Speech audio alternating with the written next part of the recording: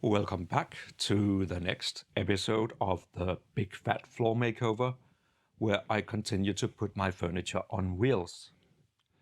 What has happened since last time is that I have painted the wood I made for the coffee table, so now it more or less looks like something that was originally intended to be part of the table.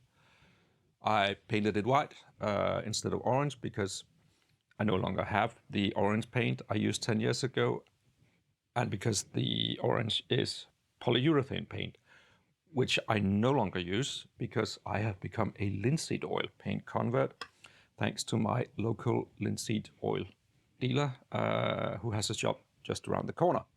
But that's another story. The next chapter of this story will be about my couch, which is the next one to be put on wheels. And what I basically need to do is just replace these legs with some wood with wheels on. And that wood will not need to be at all nice like on the coffee table, as it'll just be hidden underneath the couch. So that should be, hopefully, a relatively quick and simple job. Something that's also going to make the wheels conversion a bit easy is that the couch leg are just attached with these standard M8 bolts. So I can just make some wood where I use the couch legs as a drill template to drill the holes in exactly the same place. So I just need to make some wood, roughly the same width, the same length, and the same height, including the wheels. And that will be these wheels I got from juleshop.dk, which is wheelshop.dk, which is, a web shop that only sells furniture wheels. They got some nice looking ones, but I just got these basic ones as they will, of course, be hidden underneath the couch.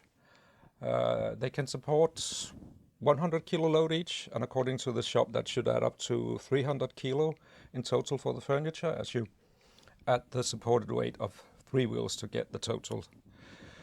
So that should maybe be enough for 3 people on the couch, unless next time I have my family over, they have suddenly started taking steroids and become incredibly buff and beefy.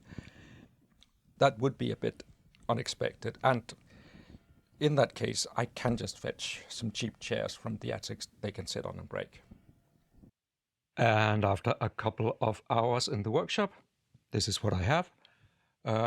Certainly won't win any design awards, and it's certainly not meant to.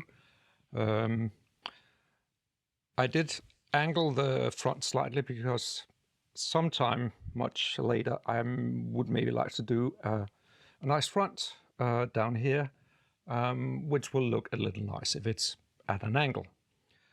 But for now, all I need is to be able to move the couch, which is also nice because this couch was relatively heavy and actually quite cumbersome to drag away from the wall if I wanted to clean behind the couch, which was a problem I simply had to solve by not cleaning behind the couch. So I guess what I'll be doing next is cleaning behind the couch. Shit. Another thing I remembered that I need to have on wheels is a clothes rack. And one that takes up less space than this one, which is one I made also several years ago. And I actually found a cheap one on wheels in my local supermarket, which is around half the length of this one. So I just need to select my most essential clothes, which will be everything from here to here, and maybe one shirt. In the office, I'm usually just bare-chested, wearing only a tie. Another piece of furniture I made many years ago, in fact around 20 years ago, is this bench, which I also need to get out of the way. And it is in fact the first large woodworking project I ever did. I made it in my father's workshop as I was living just around the corner from my father and his wife at the time. But back then I had basically no experience. So this thing has been slowly falling apart over the years, and after 20 years it's barely holding together. So it will be a bit of relief to finally get rid of it. Every time I look at it, I'm just, ugh. But I kept it because it has storage space for my bedclothes and whatnot, and because I made it fit into this corner, which is not a 90-degree corner, it is 80 degrees, so no way you could fit a regular bench in there. So after I'm done with the floor, I will be making an entirely new and better bench. And I will be reusing these end pieces, which is the only part I made back then that turned out relatively okay. But all the rest of it, it will be gone, finally. While I was taking the bench apart, I had a lot of struggle with this screw. It is possibly the worst screw I have ever encountered, so I just need to record it for posterity. I've never had a screw head that got more mangled than this one, which makes me wonder what sort of crap metal it's made of. I believe it could be from the very early Bronze Age, or actually just before the Bronze Age, when they were experimenting with various metal alloys to replace stone tools. And this is possibly from a failed experiment with an alloy of tin and dried piss. One where they quickly realized that, right, that was really stupid, let's never try that again. And just in case you're wondering what dried piss could be, it's the sort of crystal residue you get if you store your wee in a bottle long enough for it to evaporate. And actually, I have no experience with such matters. I don't know what I'm talking about. Sorry.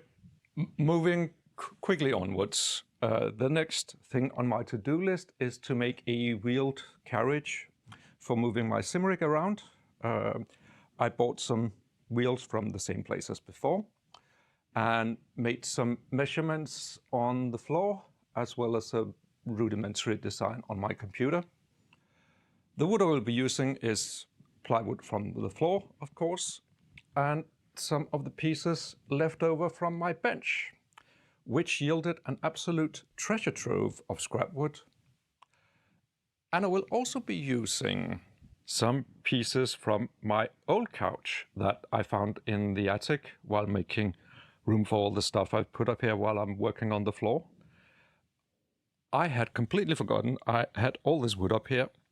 It was all the way at the back of my attic space, and it has been here for probably around 8 to 10 years.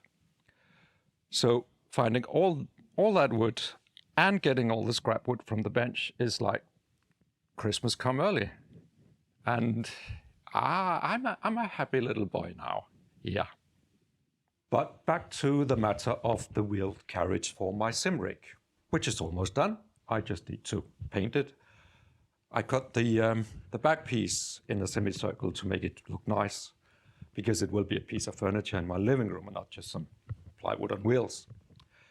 And also to keep up a nice appearance, I cut these slits for some tidy cable management. The Cymric has an ungodly amount of cables, which is one of the main reasons for not just taking it apart and putting it away. Because with all the cables, it is not something you just take apart. And the other reason I'm not putting all my sim racing gear away is because if it's not there, I'll probably just sit on the floor and howl and bang my head against the wall. Anyway, the plywood from the floor is actually some quite good quality plywood, apart from the nail holes and some dents. But with some filler and some sanding, it's quick to fix. But the glue on the other side is another matter.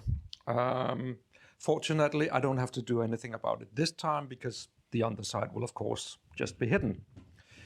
But when I'll be using the plywood for another project where both sides will be visible, then it'll probably be a bit of work to get the glue side looking nice.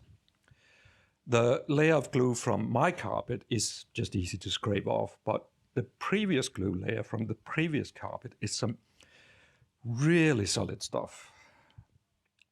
But I'll worry about that another time. For now, I just need to paint this and put the wheels on. and 3 cans of spray paint later and a bit of heavy lifting to get everything in place. And now my pretend race car setup actually has wheels. I painted the plywood matte black to just match the look of the Simric frame. And after I'm done with the floor, I will glue some white skirts along the sides and the front to make it look a little nicer, and also to hide the wood frame underneath. And also to improve the look a little, I routed chamfer along the edge. Also, so I had an excuse to buy a trim router as a early Christmas gift for myself. I wanted one for a long while because my big plunge router is a little big and cumbersome for small work like this. And I also bought a new jigsaw as an early Christmas gift, but that was mainly because my old jigsaw that has been with me for nearly 20 years, it had died peacefully in its sleep one night. But yeah, with those new things and all the wood from the attic and from the bench, it has been a remarkably good Christmas this year.